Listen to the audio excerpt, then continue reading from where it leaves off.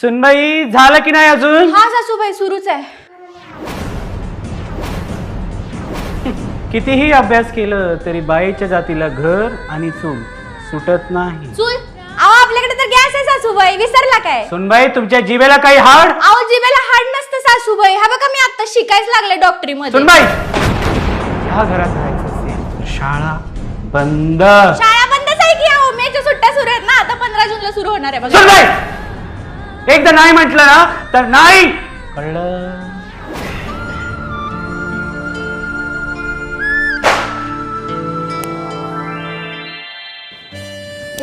सासूबाई मला तुम्ही करा बिंदास अभ्यास. मी आहे ना तुमच्या पाठीशी. सांगा बरं, शरीरातला सगळ्यात मोठा अवयव कोणता?